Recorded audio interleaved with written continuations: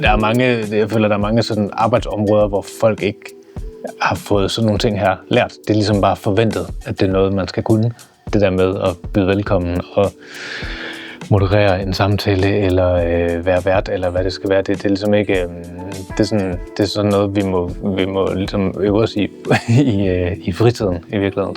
God eftermiddag og velkommen til. Det er dejligt at se jer. I løbet af de her 2 dages kurser, der har vi jo været igennem alt fra krop til stemme til stemning, og vi har snakket meget om det her med intentioner. Jeg synes særligt det her med at blive klogere på, hvad for en intention man går på scenen med. Hvad er det, man vil have med ud på den anden side, eller hvad vil man gerne have publikum for med ud?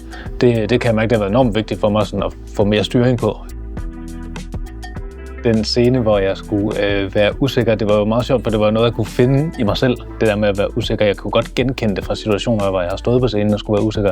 Så det var sjovt at prøve at blive påduttet det, fordi så mærkede jeg, at det alligevel var en form for rolle, jeg tog på mig. God eftermiddag.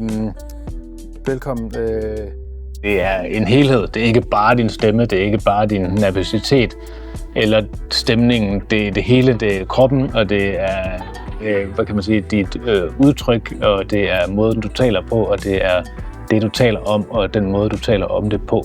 Og det synes jeg virkelig, man har fået med her, at det ligesom er hele paletten på en eller anden måde, og det er også den måde, du forbereder dig på, og den måde, du går ind i rummet på, og sådan som du har det i kroppen, inden du går på en scene. Og det synes jeg virkelig, jeg kan sige, Julie har skabt sådan en form for, jeg ved ikke, om man kan kalde det sådan holistisk tilgang til, hvad det vil sige at indtage scenen.